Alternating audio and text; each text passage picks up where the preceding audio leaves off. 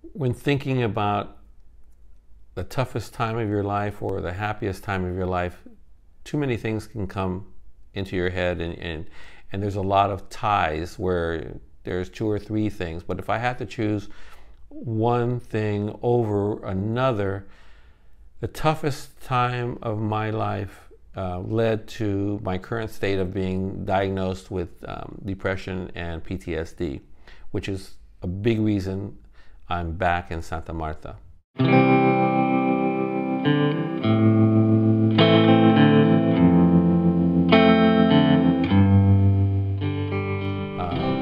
were in their 60s at that time.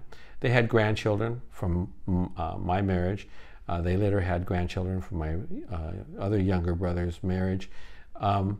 And the situation for my parents was that they were very independent, very happy living where they were in the San Fernando Valley. But as time went on, we start to see things like my father being gone for 3 hours when he went to go look for Chinese food for my mom. She loved Chinese food. He would go and he wouldn't find it, and he'd be gone. My mother would call me. I lived an hour away in Ventura, and my mother would call me and say, "Your father hasn't come home. It's been 2 or 3 hours." My brothers were at work. I was working as an independent contractor and a writer, so I would drive over. It was an hour's drive, and when I got there, he's still not home. And I would go around looking for him at the local places I knew he went to go buy food. And once or twice I would find him just driving, and he would smile real big. "What are you doing here?" And I said, "I'm actually looking for you." He says, "Why?"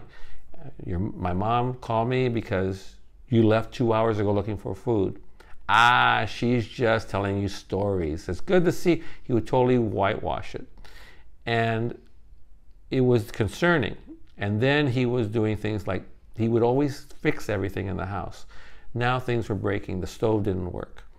He didn't care, he said, because they didn't cook anymore. They were always eating out.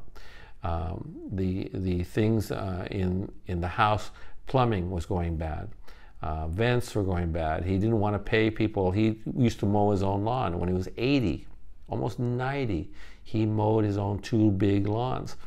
But then he couldn't do it anymore, but he didn't want to hire anybody, so the lawns looked bad. So I got involved, helped him hire people. He fired them as fast as I could hire them. He didn't like the way they did things. He actually complained one time about the angle that they were edging the lawn. The edge of the lawn was edged at a wrong angle. I still to this day don't understand that.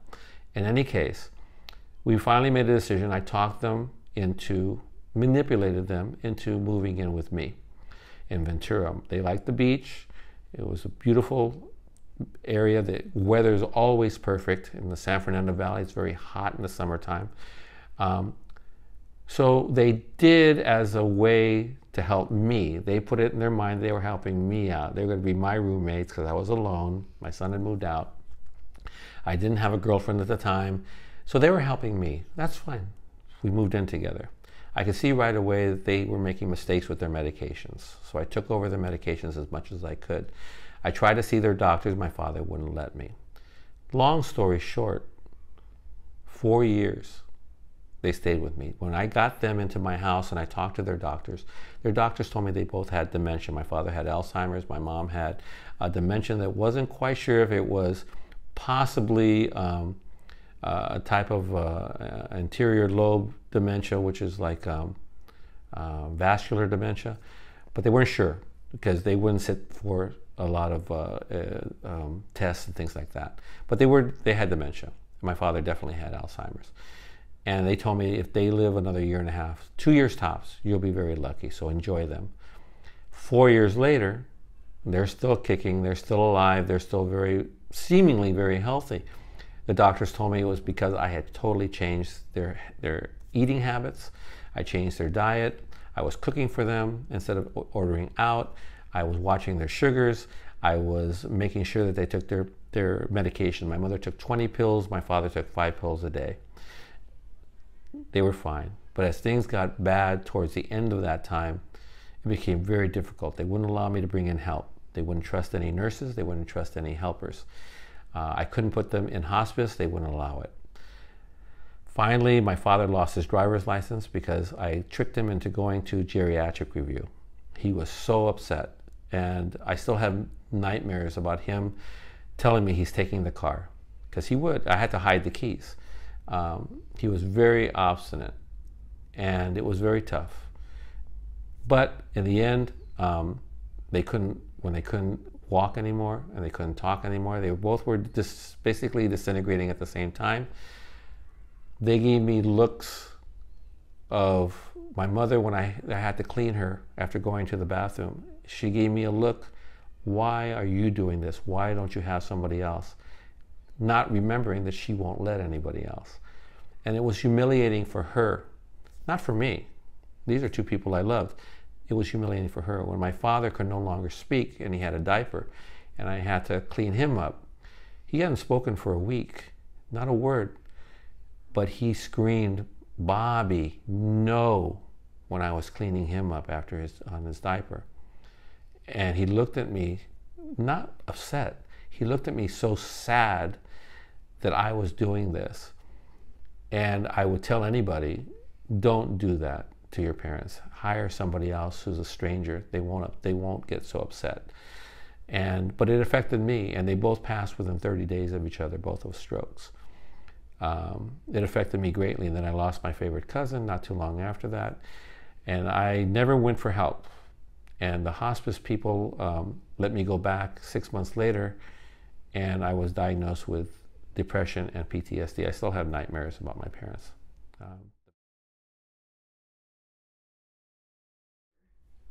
I came to Colombia to heal. I came to Colombia to retire even. I'm 66 years old. I came to Colombia originally over 5 years ago, looking not only to find a retirement place, possibly, but also to look for a place that I could maybe start a business. I was in the financial business, I was in insurance, the two worst places to be in 2009, 2010.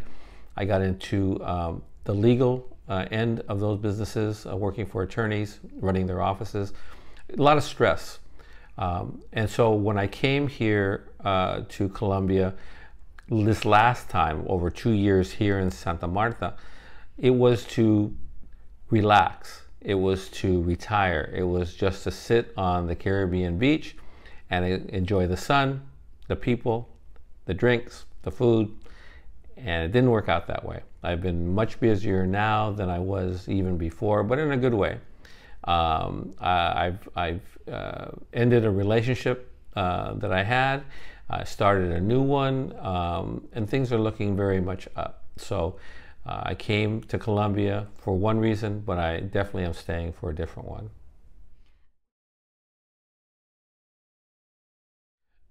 My favorite story about a local here is when I was trying to order some food in. I love going out. There's not a lot of great restaurants in Santa Marta, so I do love going to restaurants. And this one place was told to me that I should order from online. And I did. It was stuffed arepas, Venezuelan style. And so I ordered it, and I was waiting for it. It was a rainy day. The streets get flooded here. They dry out relatively quickly, but when they're flooded, traffic stops. And most of these things are delivered by motorcycle, and it's very hard for them to get through the water. In any case, they called me, and they said, your food's ready, but our driver is not available right now.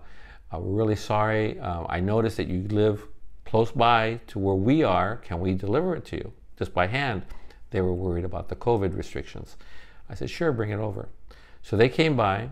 I went down to go pick it up, and noticing that he spoke English, and very good English, which I was surprised by most Colombians. There's not a lot of Colombians that speak a lot of English. I asked him, are you Colombian? He says, well, my father's from Venezuela. I was born there, but my mother's Colombian, so I have citizenship in both places. I said, where did you learn English from? And he said that from years of watching YouTube videos, mostly rap music, he just learned the language. Eminem taught him to speak English. He speaks it fluently. He has a great accent. He makes mistakes, like you know, kids do, even American kids in school will make certain grammatical mistakes, but he's great. So I offered him a job as my assistant. His family is poor. I met his mother. He and his mother are both obviously malnourished. They're very thin. They don't have great color. And he's on dialysis. He's waiting for a kidney transplant. He does it 4 or 5 times a day. He can't get a regular job.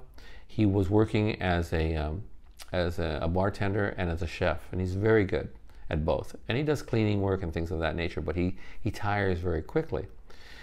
So it was hard for him to get a job. Nobody wants to hire you here unless you can do a full shift. He can only work 3 hours, then he has to do his treatments. He goes to Medellin 3 or 4 times a year for the more expansive treatment, waiting for his surgery when he gets a replacement donated kidney for a transplant. He's great. He's been my assistant now for almost 2 years. We've become almost family.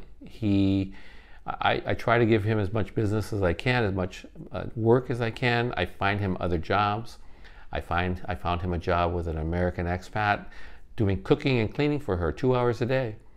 Unfortunately, he got fired because part of his job was to walk the dogs. And he would walk the dogs, but the dogs were not on his schedule. So they would leave messes when she got home. So he got fired because of that. So I'm always struggling to find him. I even invested as I want to call it a ghost investor or a secret investor in a company to make him the managing partner of that company with another woman who's managing it. And that's working out very well. And they're paying me back as a loan. So I made a loan, not an investment. And I did that to help him because him and his mother basically live hand to mouth. They don't eat every day. They make as much money as they can and they try to get by. But he is so great. I want to try and get him to get to the United States so that he can expand on his genius, because he's a very bright person. And I learned a long time ago, nobody can save everybody here. There's a lot of people who are starving, who are doing poor, especially people with Venezuelan backgrounds. It's a tough situation, but he is somebody, if I can help somebody, I'll help him. And if that's the only person I help, I'll be fine.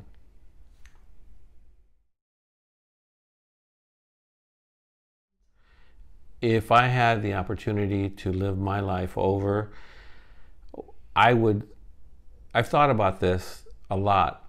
Doesn't make my answer any easier because you go back and forth. I would probably stay in school, go to get not a degree necessarily, but learn a trade to a point, a trade or a degreed, a service that I ended up working in banking. I was a vice president of Bank of America. I was a vice president of Countrywide Loans of the Mortgage Store Financial. I was an importer. I had my own businesses. I was a corporate broker for mortgages. I did seminars for reverse mortgages for large companies traveling the United States. I got very lucky. I was very lucky to make a good living and do well. But I think I would rather have gone to school to become an attorney. Not to be an attorney for rich people to help them buy businesses or buy big houses. Not an attorney for, I have a person who's not a blood cousin, but he's like a cousin to me, who's an attorney. He's a public defender. I wouldn't want to do that. I would love to be an attorney to help regular people, poor people as well. When I say regular, I mean middle class people, truly middle class, not somebody who's making $300,000 a year and wasting most of it. Somebody who's making $50,000 a year, $70,000 a year, and those people who are living on welfare, to help them get what they deserve, get what they need, and do it from the side of an attorney. I'm lucky enough right now to be in a situation where I have a good Social Security, if you want to call it a pension. higher than most people I meet because I made a lot of money. But I would rather have made less money and helped more people and eventually been able to help my kids more than I'm able to help them now.